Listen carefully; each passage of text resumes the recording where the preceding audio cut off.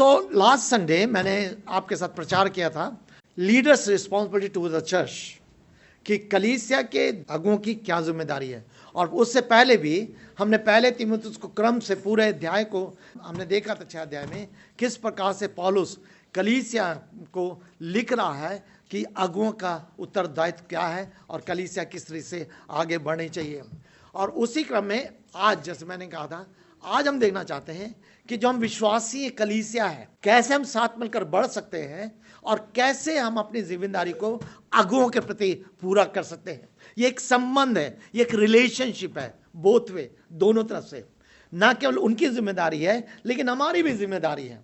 हम किस प्रकार से साथ मिलकर के कलीसिया को और मजबूत बना सकते हैं और दिन बढ़ा सकते हैं और अपने उत्तरदायित्व को पूरा कर सकते हैं। उसी बात को ध्यान में रखते हुए मेरे साथ कृपया निकाल लीजिए पहला थिस्सलुनीकियों। हमने पहला थिस्सलुनीकियों उसके दूसरे अध्याय को पढ़ा था, लेकिन पहला थिस्सलुनीकियों उसका 5 अध्याय 12 पद से लेकर 22 पद तक खास उससे हम आज विचार करेंगे। Responsibilities of church members towards leaders and elders. आज ये वाला विषय है और यहाँ पर मैं पढ़ने जा रहा हूँ पहला थिस्सलुनीकियों 5 अध्याय 12 से 22 तक। परंतु भाइयों, हम तुमसे निवेदन करते हैं उनका आदर करो जो तुम्हारे मध्य कठिन परिश्रम करते हैं और जो प्रभु में तुम्हारे ऊपर नियुक्त किए हैं तथा तुम्हें शिक्षा देते हैं, और उनके कार्य के कारण प्रेम पूर्वक उनका अत्यंत धन्यवाद सम्मान करो। एक दूसरे से मेल मिलाप से रहो। हे भाइयों, हम तुमसे आग्रह करते हैं कि आलसियों को चेतावनी दो, कायरों को प्रोत्साहन दो, निर्बलों की सहायता करो, सबके साथ सहनशीलता दिखाओ। ध्यान रखो कि कोई बुराई के बदले किसी भी बुराई ना करे, परंतु सर्वदा एक दूसरे की तथा सब लोगों की भलाई करने में प्रयत्नशील रहो। सर्वदा आनंदित रहो, निरंतर प्रार्थना करो, प्रत्येक परिस्थिति में धन्यवाद दो, क्योंकि मसीह यीशु में तुम्हारे लिए परमेश्वर की यही इच्छा है। आत्मा को ना बुझाओ, भविष्यवाणी को तुच्छ ना जानो, सब बातों को सावधानी से परखो, जो अच्छी है उसे दृढ़ता पूर्वक थामे रहो, सब प्रकार की बुराई से बचे रहो, सब प्रकार की बुराई से बचे रहो। पौलुस का एक बोझ है, पौलुस का एक कंसर्न है, वो कलीसिया अब उसका ड्रीम बन चुका है। मैं बार बार बोलता हूं, कलीसिया जो है वो परमेश्वर की पूर्वकालीन योजना है।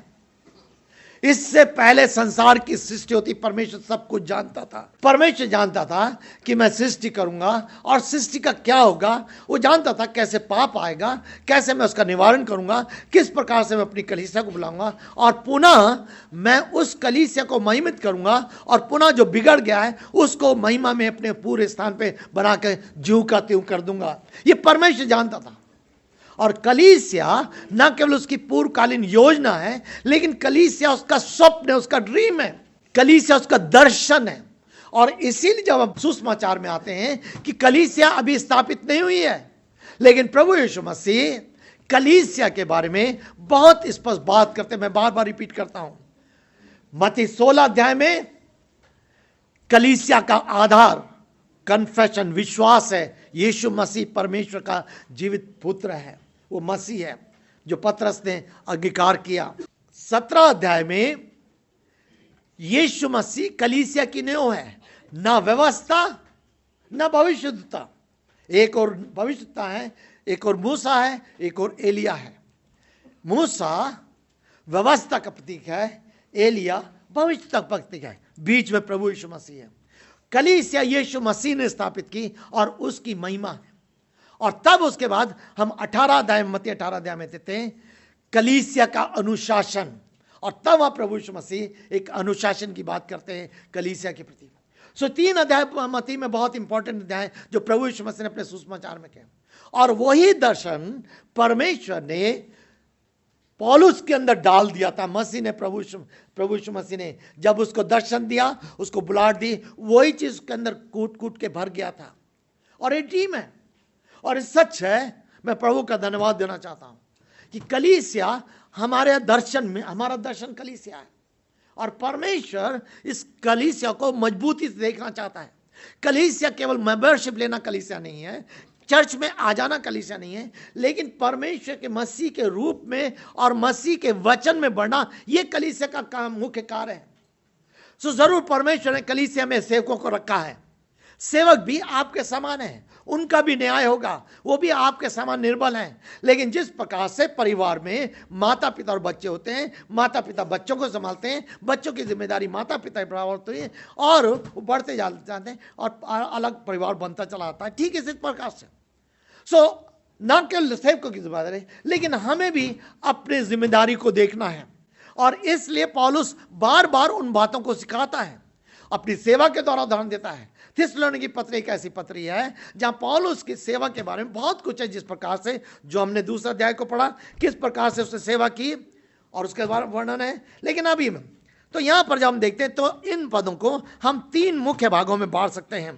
पहली चीज, पिछली बार हमने देखा था, झूठी शिक्षा से सावधान रहना, संपन्नता से के सुसमाचार से सावधान रहना, व्यर्थ अधिकार को जताने से सावधान रहना और सेवा को कमाई का साधन बनाने से सावधान रहना। ये एल्डर्स के बारे में, लीडर्स के बारे में देखा था कि लीडर्स झूठी शिक्षा ना दें, सच्चा सुसमाचार दें, संपन्नता के प्रॉस्पेरिटी गॉस्पेल से बच कर रहे हैं।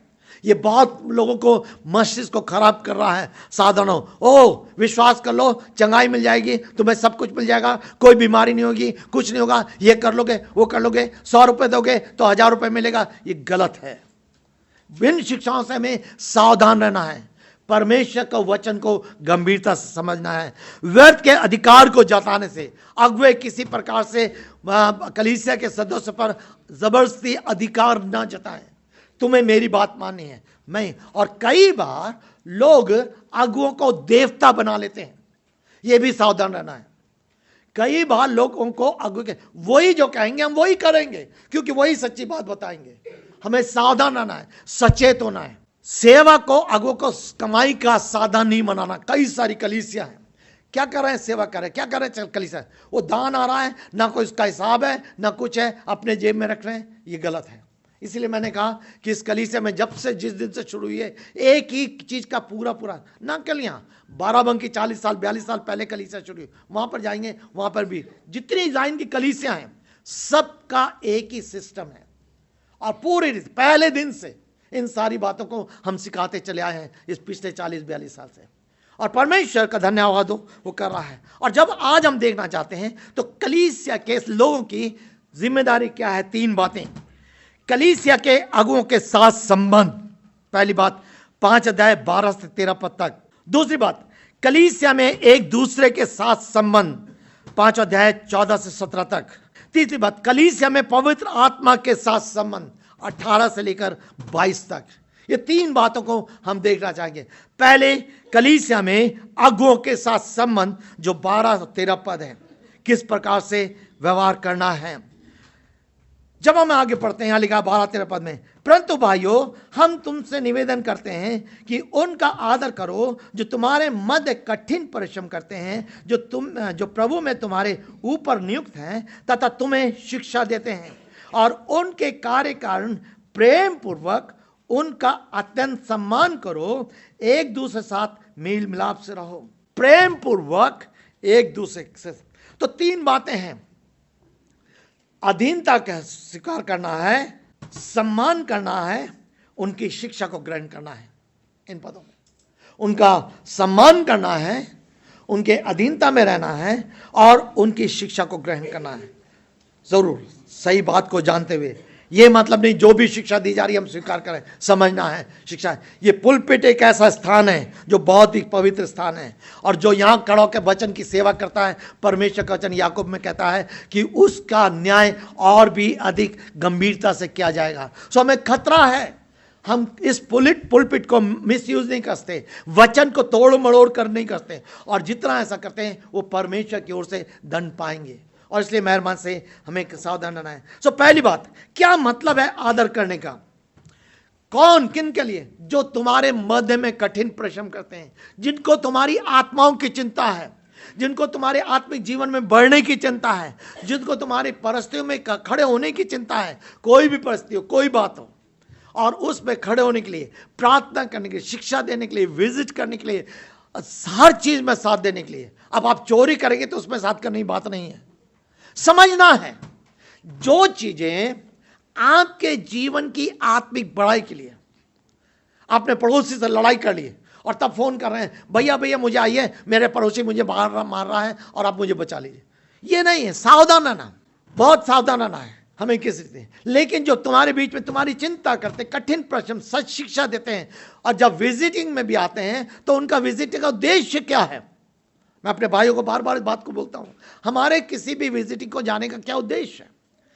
क्या वो परिवार आत्मिक रीति से बढ़ रहा है? हमारी एक, आप उनके साथ अपनी आत्मिक समस्याओं को बांट सकते हैं। उनकी जिम्मेदारी वो आपकी काउंसलिंग करें, उनकी जिम्मेदारी वो आपको सिखाएं, उनकी जिम्मेदारी आपको प्रार्थना करें। अगर कोई ऐसी बात हो जिसमें आपकी सहायता करने के लिए 2 कदम करें। उनको आपके साथ अस्पताल जाना, अस्पताल जाते हैं, कोई और मदद करें, मदद करते हैं। अभी कुछ बहनें जिनकी कुछ प्रॉब्लम है, उन्होंने आके मुझसे शेयर करा। मैंने दूसरे भाई से मिलाया और मैंने कहा कुछ लीगल प्रॉब्लम है। हमने कहा ठीक है, हम आपकी मदद करेंगे, आप परेशान मत होइए, है ना। हमारे बीच में एक बहन है, वो आती बेचारी बहुत गरीब है, उसके बेटे को अरेस्ट करके झूठा दोष लगा के उसको बंद कर दिया कि वो अफीम बेच रहा था। पुलिस वालों ने थमा दी और दूसरे लोग तो चले गए, उसको पकड़ा दिया। वो बहन गरीब बहन आती है यहाँ पर, कहाँ पर, वो पीछे बैठी है, उसके लिए प्रार्थना करें। और हमने पिछले हफ्ते एक वकील को बुलाया, वकील से बातचीत करी और इनको मिलवाया, और उस वकील को एक काम दिया ताकि गवर्नमेंट के थ्रू करके उसको वो छुड़ा सके। प्रार्थना करें कि बच्चा जेल से रिहा हो जाए। ये कलीसिया के अगुओं की जिम्मेदारी है। इस तरह से हमें खड़े होना ये। और आप भी अपने रियल प्रॉब्लम को आप शेयर कर सकते हैं। बीमार हैं, आप जरूर इन्फॉर्म करिए, हम प्रार्थना करेंगे, विजिट करेंगे। कभी हो सकता है मुश्किल, तो अगर तो नहीं हो पाएंगे दूसरों को भेजेंगे, लेकिन कुछ ना कुछ करेंगे। जैसे अभी महीना नहीं था, पिछले दिनों में जैसे हॉस्पिटल में उनको जाना पड़ा, बच्चों के साथ कुछ समस्या आई, चर्च के बाद खबर मिली, हमने तुरंत 2-3 भाइयों से कहा, तुरंत भाई लोग जाने के लिए तैयार थे, क्योंकि मुझे कहीं और जाना था। पर हम ये है, और इसलिए जो आपके बीच में इस प्रकार से सेवा करें, आपको देखना है। ये समर्पण करना एक आसान है, लेकिन जिम्मेदारी को लेकर चलना कठिन है, और उसके प्रति हमें परमेश्वर सामने उत्तरदायित्व होना है। सो जब आप इस बात को देखते हैं, तो जो आपके बीच में सेवा कर रहे हैं, आपके लिए प्रार्थना कर रहे हैं, आपको उनको सम्मान करना। सम्मान करने मतलब क्या है? पांव छूने से मतलब नहीं, आपकी बातचीत, आपकी व्यवहार कुशलता, आपकी बातें उनके साथ ऐसे होनी चाहिए कि आप उनको सम्मान दे रहे हैं। बहुत ऊंचे स्थान पे बैठाना नहीं, हमारा व्यवहार अच्छा उनके साथ होना चाहिए, हमारा स्वभाव, हमारी बातचीत अच्छी होनी चाहिए। और इसीलिए हम कलीसिया में तू तड़ाके की बात को कभी इनकरेज नहीं करते। बातचीत करने का तरीका भी हमारा है। सो हमें सम्मान करना है, ना केवल सम्मान करना है, लेकिन वो कहता है हमें उनकी शिक्षा को भी ग्रहण करना है। क्योंकि जब आप आते हैं, आपको वचन की शिक्षा दी जाती है, अरे ठीक है, इनको देना था, दे के चले गए। नहीं नहीं नहीं नहीं, गंभीर होकर सोचना है, विचारना है, उसको अपनाना है। वो आपके जीवन की अगुवाई करेगा। ये भाई लोग जहां अभी होकर आए हैं, वो भाई आज जो सेवा कर रहा है, 13 साल हमारे साथ रहा, और हम प्रभु की दया से उसको तैयार करा, और आज प्रभु की सेवा में बहुत जगह वो है। ऐसे बहुत सारे हैं। मेरे प्रियो, मैं कहना चाह रहा हूं, सेवा में जब आप कलीसिया में, परिवार में अगर बच्चे माता पिता का सम्मान ना करें, क्या होगा उसका? उनकी ना माने। हाँ, माता पिता को भी व्यवहार सही करना है, हर एक किस प्रकार से, दोनों से। लेकिन माता पिता समझदार हैं, प्रेम करते हैं, सब कुछ करने तैयार रहते हैं, त्याग करने तैयार रहते हैं, सब कुछ है। लेकिन बच्चे माता पिता की चीज जो मन में आए वो करेंगे, ये गलत है, ये गलत है। और आज कितने बच्चे ऐसे माता पिता के मन को दुखा रहे हैं, मैं कह रहा हूं। जब हम बात करते हैं तो प्रैक्टिकल लाइफ में हमें आना है, व्यवहारिक जीवन में आना है। और इसलिए जब हम कलीसिया के बारे में बात करते हैं, तो हमारी जिम्मेदारी ये बन जाती है, क्योंकि शिक्षा को सुनना है, समझना है, उनकी काउंसलिंग को स्वीकार करना है, लेना है, और तब हम आगे बढ़ना है। बहुत सारे वचन इस प्रकार से हैं, कहता है, और वो कह रहा है उनके कार्य के कारण प्रेम पूर्वक अत्यंत सम्मान करो। जो कठिन परिश्रम करते हैं, जो तुम्हें शिक्षा देते हैं, तुम्हारे साथ किसी प्रकार से कार्य करते हैं, उनके साथ। और ये कह रहा है, पहली की जिम्मेदारी हमें अगुओं के प्रति उनका आदर सम्मान करना है। जब सम्मान करते हैं तो झूठा दोष नहीं लगाते। अगर दोष किसी का सेवक पर है तो उसका भी संतान परमेश्वर के वचन में है। निकालिए 1 तीमुथियुस उसका 5 अध्याय। जो प्राचीन अच्छा प्रबंध करते हैं, उसका 17 पद से, जो प्राचीन अच्छा प्रबंध करते हैं 2 गुने आदर के योग समझे जाएं, विशेषकर जो प्रचार और शिक्षा कार्य में कठिन परिश्रम करते हैं। एल्डर्स की जिम्मेदारी है प्रचार करने में कठिन परिश्रम करना। कितना समय हम तैयार करते हैं परमेश्वर के वचन को देने में, सीखने में, सिखाने में। सीखते हैं और सिखाते हैं, कठिन परिश्रम करना है। उसके बाद करते हैं, क्योंकि पवित्र शास्त्र कहता है दौड़ने वाले बैल का मुंह ना बांधना, और मजदूर अपनी मजदूरी का अधिकारी है। किसी प्राचीन के विरुद्ध 2 या 3 गवाहों के बिना कोई दोषारोपण ना सुन।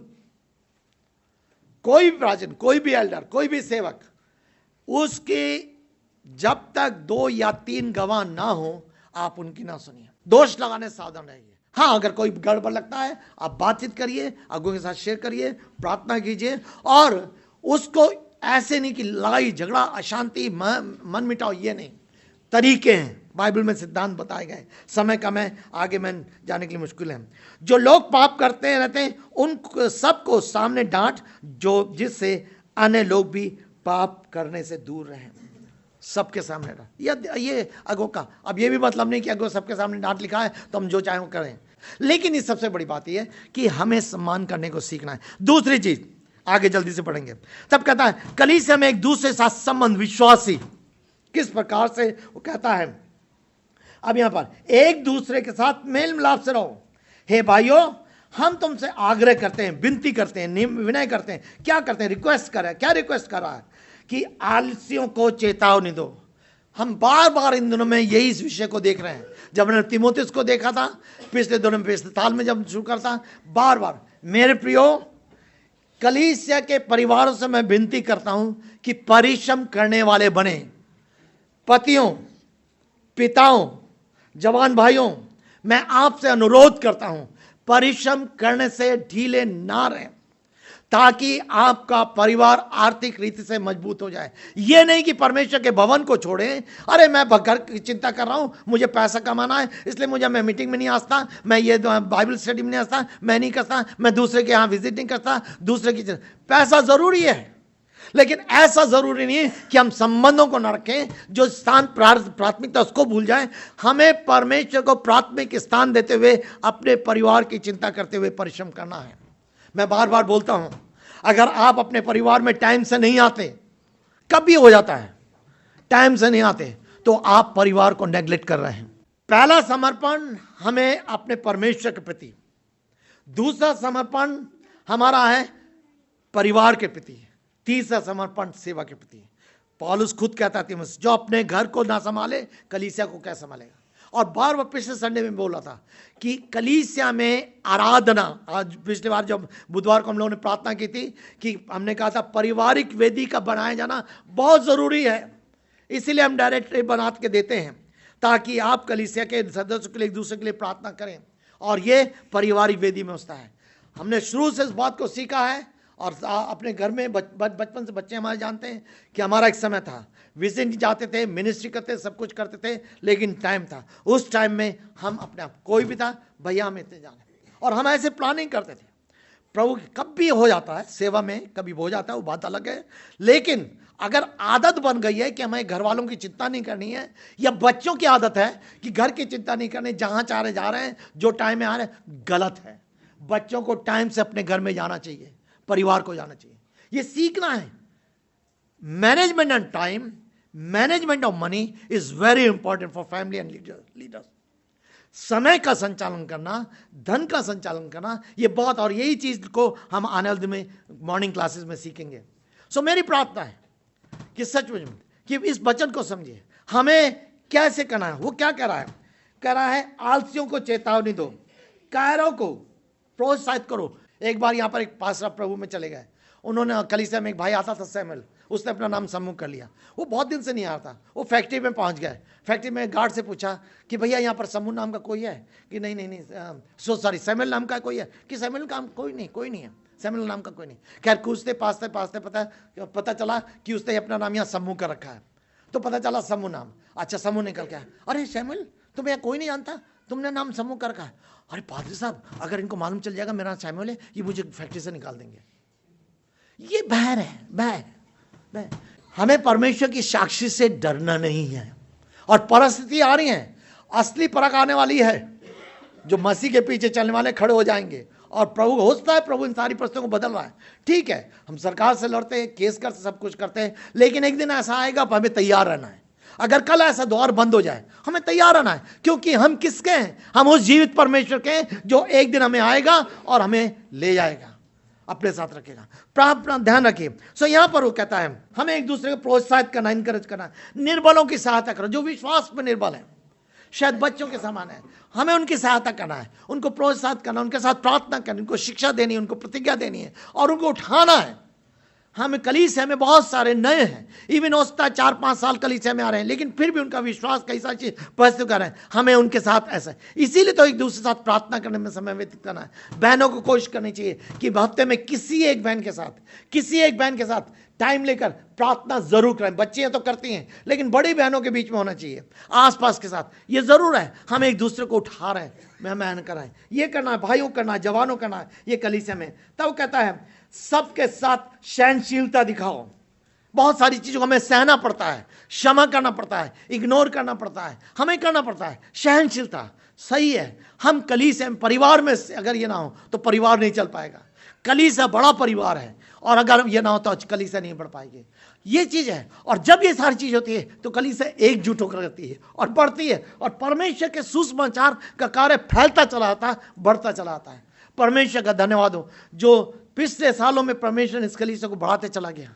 हमारी दुआ ये, हमारी प्रार्थना ये, आने वाले दिन में और भी बढ़ सके, और भी हो सके। लेकिन हमें ये सब कुछ करना है, ये व्यवहारिक चीजें हैं। मैंने पिछली बार भी कहा था, आपको कम से कम इस साल किसी एक नए परिवार को अपने साथ बुलाना है, ताकि उनके साथ संगति कर से जान सके। जरूर आप बिजी हैं, व्यस्त हैं, हमारे पास बहुत कुछ है, लेकिन आप कोई ना कोई कैलेंडर बना के, योजना बना के, परिवार में बात करके मिल सकते हैं। और ये आशीष का कारण होगा, ये एक दूसरे के प्रोत्साहन का कारण होगा। शायद जिससे अभी तक आपने समय नहीं दिया, जिसको शायद अभी तक आपने ज्यादा नहीं जाना, कितने अन्य जाति परिवार से प्रभु में आए, उनके सामने उनको बढ़ने की जरूरत है, प्रोत्साहन की जरूरत है। उनकी निराशाएं, उनका संघर्ष, पत्नी प्रभु में आ गई तो पति विरोध करता है, पति प्रभु में आ गए तो पत्नी विरोध करती है। आप जानते हैं कलीसिया में से परिवार हैं, हमें क्या करना है? उनको उठाना है, उनके संग साथ संगति करनी है, उनके लिए प्रार्थना करना है। वो निर्बल है तो उनको विश्वास में मिलकर, ये कलीसिया का काम है मेरे प्रियो, सच है। और कलीसिया सेवकों के साथ मिलकर इस काम में आगे बढ़ सकती है।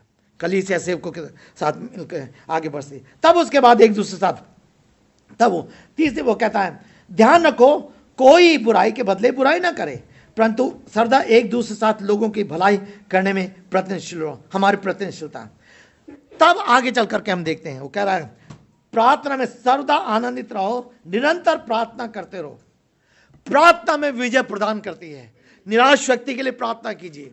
है, अय्यूब में कहता है कि निराश व्यक्ति, अय्यूब की स्थिति ऐसी हो गई थी, हमें ऐसे लोगों के लिए प्रार्थना करनी है, निर्बल लोगों के लिए प्रार्थना करनी है। जैसे मैंने इस बहन का उदाहरण दिया, अब इस बहन के लिए हमें प्रार्थना करनी है, पूछना है, बात करना है, प्रार्थना की उसका बच्चा रिलीज हो जाए। जिस भाई को हमने वकील को काम दिया है वो कार्य कर सके और उसका बच्चा आ जाए, उनके सामने सबसे बड़ी चिंता ही है। ऐसे हमें करना है। ये कलीसिया है मेरे प्रियो, कलीसिया एक परिवार है। परिवार में कलीसिया एक देह है, देह के विभिन्न अंग हैं। अगर एक चुई कांटा ही लगता है पूरे शरीर पे प्रभाव पड़ता है, और हमें इस प्रकार से करना है। सुशीला हमारे बीच में है, कितनी बहन ऐसे भाई लोग हमारे बीच में है, उनके परिवार में प्रभु धन्यवाद आज उनका बेटा उनको छोड़ के गया, शायद वो एक दिन कलीसिया के अंदर आ जाए, कितनी अच्छी बात होगी। हम लोग प्रार्थना करते हैं ऐसे लोगों, जानिए यही तो सेवा है, इसी तो कलीसिया बढ़ेगी, यही तो परिवार बनेगा। मेरे प्रियो, केवल संडे अटेंड करना काफी नहीं है, हम एक दूसरे के दुख को समझ सकें, प्रार्थना कर सकें। घर में प्रार्थना आप हर एक के लिए कर सकते हैं। हमारा भाई शर्मा परिवार कितने बुजुर्ग हैं, लेकिन कोई भी आ रहा, कई बार गाड़ी नहीं मिलती तो पैदल वो वहां से आते हैं, सरस्वती से पैदल आते हैं। कितनी उम्र है उनकी, सबसे ज्यादा मेरे से भी बड़े हैं वो आयु में, लेकिन वो कितनी बार आप उनको गले मिल करके उनको प्रोत्साहित करते हैं। ये हमें करना है हमें, समझ रहे हैं, उनको प्रोत्साहित करना है, कलीसिया का काम है। और इस तरीके से हम एक दूसरे का निर्माण करते हैं। हमें परमेश्वर ने कलीसिया में जोड़ा है कि हम एक दूसरे का निर्माण करें, एक दूसरे को उठाएं, एक दूसरे को मजबूत करें, एक दूसरे के साथ एक दूसरे के लिए चिंता करें, प्रार्थना करें।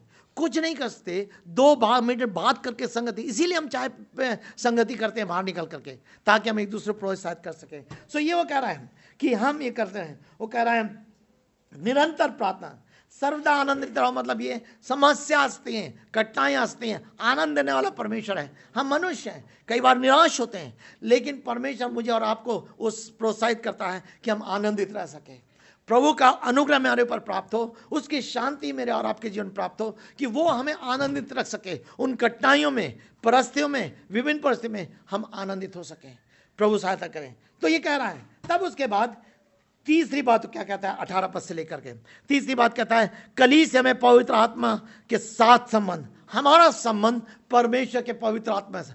ध्यान दीजिए, परमेश्वर का पवित्र आत्मा पवित्रता का आत्मा है। पवित्र आत्मा का सबसे बड़ा काम, मैं बार बार बोलता हूं, सबसे बड़ा काम, इससे पहले कलीसिया स्थापित हो, इससे पहले वहां पवित्र आत्मा डाला जाए, सब कुछ परमेश्वर अपने शिष्यों से कह दिया था कि पवित्र आत्मा आएगा और वो तुम्हें कायल करेगा। कन्विक्ट करना है, पाप से कायल करना है, ताकि आप पाप से कायल होकर के पश्चाताप करके प्रभु यीशु मसीह पर विश्वास करके उसको अपना प्रभु और उद्धारकर्ता ग्रहण कर सकें। प्रभु का धन्यवाद हो उन भाई बहनों के लिए जिन्होंने यीशु मसीह को अपना प्रभु और उद्धारकर्ता स्वीकार करा है। लेकिन यदि आपने अभी तक प्रभु को अपना प्रभु उद्धारकर्ता नहीं स्वीकार करा, मेरे प्रियो, परमेश्वर आपसे प्रेम करा है। परमेश्वर ने सृष्टि की, लेकिन बाइबल बताती है कि मनुष्य ने पाप किया, सब ने पाप किया और सब परमेश्वर की महिमा से रहते हैं। पाप की मजदूरी तो मृत्यु है, और यदि आपने विश्वास नहीं किया और पाप में जीवन व्यतीत कर रहे हैं, तो एक दिन हमें परमेश्वर सामने खड़ा होना पड़ेगा और हम दंडित होंगे। और हमें नहीं मालूम कब तक हम इस संसार में हैं, लेकिन परमेश्वर का धन्यवाद उसके प्रेम के लिए, परमेश्वर का धन्यवाद उसके अनुग्रह के लिए, परमेश्वर का धन्यवाद हो उसने मुझे और आपको अवसर दिया है कि हम पश्चाताप कर सकें, क्षमा मांग सकें, प्रभु से कह सकें, प्रभु मेरे अपराधों को, मेरे पाप को क्षमा कीजिए, और अपने जीवन को तन मन रीति से उसके हाथों में समर्पण कर सकें। फिर हम कहें, प्रभु मैंने आपके वचन पर विश्वास किया है, आपके बलिदान पर विश्वास किया, धन्यवाद आप मेरे पाप के लिए मारे गए, मेरे पाप के लिए आप गाड़े गए, जी उठे और जीवित परमेश्वर है, और इसलिए मैं पश्चाताप करके अपने जीवन को आपके हाथों में सौंपता हूं, आपके हाथों में सौंपती हूं। मेरे जीवन को ले लीजिए और मुझे उस पाप से क्षमा का आनंद प्रदान कीजिए, और मैं आपके साथ उस उद्धार में आगे बढ़ सकूं। मेरे प्रियो, यदि आपने नहीं किया तो आप अवसर को मत खोइए, अवसर को मत खोइए। परमेश्वर का वचन में लिखा है, अवसर को बहुमूल्य जानो। देखो, आज ये उद्धार का दिन है, आज ये उद्धार का दिन है। शायद ये दिन आपके लिए आज हो कि आज आप उसको अपने जीवन का प्रभु उद्धारकर्ता स्वीकार कर सकें। सिर्फ इस बात पे मत रहिए, आनंदित रहिए कि नहीं मैंने वचन सुना है, मैं जाता हूं, करता हूं, लेकिन निर्णय लीजिए। तब वो कहता है, पवित्र आत्मा का काम, सबसे पहला काम परमेश्वर के जीवन में दया से मुझे और आपको पवित्र बनाना है, सामर्थ प्रदान करना है, अधिकार देना है। वो कह रहा है 18 पद में, प्रत्येक परिस्थिति में धन्यवाद दो। ये पवित्र आत्मा करता है। जब वो मेरे और के जीवन में कठिन परिस्थिति में, समस्या में, कई सारे यूट्यूब में चीज़ आती हैं, बहुत सारे यूट्यूब में अच्छी भी नहीं आती, साधारण नाम लोगों से, जो कि बस उनको देवता बना देते हैं। लोग कई बार इस यूट्यूब के कारण परमेश्वर को कम पीछे जा रहे हैं, लेकिन लोगों के पीछे ज़्यादा जा रहे हैं। और मुझे और आपको सावधान रहना है। यूट्यूब अच्छा है, लेकिन उन संदेशों को प्राप्त करिए जो आपको यीशु के पीछे चलना सिखाएं। आप मनुष्य के पुजारी मत बनिए, सावधान रहिए। इन अंतिम दिनों में और बढ़ता चला जाएगा। परमेश्वर का वचन कहता है इन अंतिम दिनों में और ऐसा बढ़ता चला जाएगा। बहुत सारे लोग परमेश्वर के वचन को सुबह से लेकर शाम तक, मैंने कविता सुनाता हूँ जवान बच्चों को मोबाइल की, अभी कैंप पर फिर सुनाऊंगा। वो क्या है, वही है, सुबह उठते साथ पहले उसको पूछते हैं। उसको मत पूछिए, उसको मत पूछिए। बाइबल के पास जाइए, परमेश्वर के वचन के पास जाइए, परमेश्वर के पास जाइए, वो करिए। पवित्र आत्मा का काम, ये काम है, हमें परमेश्वर के प्रति धन्यवादित बनाता है उसका वचन, क्योंकि मसीह यीशु में तुम्हारे लिए यही इच्छा है, परमेश्वर की इच्छा है। आत्मा को ना बुझाओ। जब आप पाप में जीवन व्यतीत करेंगे, जब हट्टीपन का जीवन व्यतीत करेंगे, पाप से पश्चाताप नहीं करेंगे, कालता आपके जीवन में आएगी और सब कुछ होने के बाद फिर भी आप पाप को नहीं छोड़ेंगे, फिर भी आप उसको लेके चलते रहेंगे, तो ये आत्मा को बुझाना है। लेकिन अगर पाप की कालता आपके जीवन में है, भाई भाई से संबंध अच्छा नहीं है, आपने क्षमा नहीं मांगी है, परिवार में संबंध अच्छे नहीं है, क्षमा नहीं मांगी, बच्चों ने कोई काम ऐसा करा है, माता पिता से क्षमा नहीं मांगी, छिप के काम कर रहे हैं और आप प्रार्थना करते हैं, आप कहते हैं मैं विश्वासी हूं, आपको आत्मा को नहीं बुझाना है। परमेश्वर के आत्मा को काम करने देना है जो आपको खुलासे में ले जाएगा। मेरे प्रियो, परमेश्वर का पवित्र आत्मा हमें ज्योति में चलना सिखाता है। हमें ज्योति में हम छुप के कोई काम नहीं करेंगे, छुप के कोई काम नहीं करते, ज्योति में चलते हैं। ये सबसे बड़ी बात है। और सावधान रहिए इन अंतिम दिनों में परमेश्वर का वचन क्या था। तब आगे चल के कहता है भविष्यवाणी को तुच्छ ना जानो। मैंने पिछली बार बताया था भविष्यवाणी का मतलब क्या है। परमेश्वर का वचन आपके सामने भविष्यवाणी के रूप में आता है। वो समय जैसे परमेश्वर पहले भविष्य तक को यूज करा, वो नहीं है आज के तो लोग भविष्य, अरे इस बार तो उन्होंने भविष्यवाणी करी थी, कौन प्रधानमंत्री बन जाएगा, आप जानते हैं, मैं ज्यादा नहीं बोलूंगा। लेकिन क्या हुआ, हमें और उसके पीछे चले आ रहे हैं, उनके पीछे चले आ रहे हैं। और क्या हुआ, बाद में लोगों ने, अन्य जाति लोगों ने उसका ठट्ठा उड़ाया। मुझे और आपको सावधान रहना है। परमेश्वर के वचन से ज्यादा अच्छी भविष्यवाणी और कोई नहीं कर सकता। इसको हमें ध्यान देना है। ये हमारे अंदर, मन में, मस्तिष्क में, विचारों में, भावना में इसको जमना है। इसीलिए परमेश्वर का वचन कहता है मसीह के वचन को अपने हृदय में अधिकारी से बसने दो। परमेश्वर का वचन मेरे लिए, मेरे मार्ग के लिए उजाला और मेरे पथ के लिए दीपक है। परमेश्वर का वचन, क्या ही धन है जो रात दिन उस वचन पर मनन करता है। मेरे प्रियो, इसको हमें याद रखना है, इसके अनुसार हमें चलना है, ये हमें करना है। और तब उसके बाद आगे चल के वो कहता है सब बातों को सावधानी से परखो जो अच्छी है, दृढ़ता पूर्वक थामे रहो। दृढ़ता पुख्ता है। परमेश्वर के वचन की प्रतिज्ञा है, परमेश्वर के वचन में निश्चितता है, एश्योरेंस है, प्रोमिसेस है, एश्योरेंस है। परमेश्वर के वचन में वार्निंग्स हैं, चेतावनी है। परमेश्वर के वचन में मुझे और आपको देखे बहुत सारे इंस्ट्रक्शंस हैं, निर्देश हैं, बहुत सारी चीजें जो परमेश्वर के, उनको सावधानी से मुझे और आपको पकड़े रहना है, पकड़े रहना है।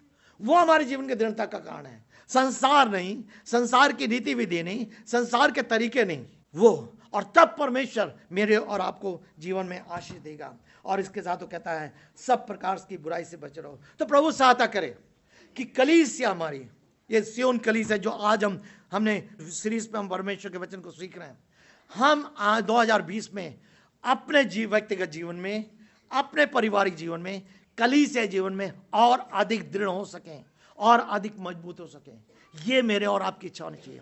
और मैंने पहले आपसे कहा था, सच में ये कलीसिया मजबूत होने वाली कलीसिया। पाप से हम खिलवाड़ ना करें, पाप से हम संबंध ना करें। जब पाप से कोई करता है, कोई दो करता है, मेरे को परेशानी होती है, मेरे को बहुत परेशानी होती है। मेरे प्रियो, हमें ईमानदारी का जीवन व्यतीत करना का, हमें सत्य निष्ठा का जीवन व्यतीत करना है, सच्चाई का निष्ठा जीवन व्यतीत करना है। एक दूसरी चिंता करें। सेवक कलीसिया में, कलीसिया की उन्नति के लिए, कलीसिया की दृढ़ता के लिए और आपके मेरे जीवन की भलाई के लिए और बढ़ोतरी के लिए बनाए गए हैं। ये उनकी जिम्मेदारी है। चिंता करना, प्रार्थना करना, आपकी सुधि लेना, आपके साथ होना, ये करना है। सो प्रभु सहायता करें। जैसे मैंने कहा कि आने वाले हफ्ते में हम इन सब भाइयों का पूरा डिटेल नोटिस बोर्ड पे डाल देंगे। कोई भी बात हुई है, जरूर किसी को आप इन्फॉर्म करिए। और हम इन भाइयों से भी अनुरोध करेंगे, जब कोई इन्फॉर्म करता है इसको गंभीरता से लें और दूसरे तो बताएं। अगर आपके पास टाइम नहीं है, दूसरे लोग कर सकें, और ताकि हम एक दूसरे को साथ संबंध और अधिक दृढ़ हो सके। परमेश्वर की सहायता से हम इस 2020 में विश्वास में, कलीसिया का सम्मान करने में, परमेश्वर के वचन का सम्मान करने में और अधिक आगे बढ़ते जाएं। ये परमेश्वर का अनुग्रह चाहिए। प्रश्न है, क्या ये समर्पण मेरा है? क्या ये समर्पण आपका है? जब तक मेरा और आपका समर्पण ना हो, और इसीलिए परमेश्वर का वचन ही कहता है, हे भाइयों, मैं तुम्हें परमेश्वर की दयास्मरण दिलाकर विनती करता हूं, अपने शरीर को जीवित, पवित्र और भावता बलिदान करके चलाओ। यही तुम्हारी आत्मिक सेवा है। इस संसार के सदृश न बनो, परंतु तुम्हारी बुद्धि के नए हो जाने से तुम्हारा चाल चलन बदलता जाए, जिससे तुम परमेश्वर की सिद्ध, भली और बहुत इच्छा अनुभव से मालूम करते चलो। मेरे प्रियो, परमेश्वर सहायता करें। रोमियो 12:1-2 मेरा और आपका समर्पण और भी दृढ़ हो, ताकि परमेश्वर की महिमा मेरे और आपके जीवन से हो सके। आइए हम प्रार्थना में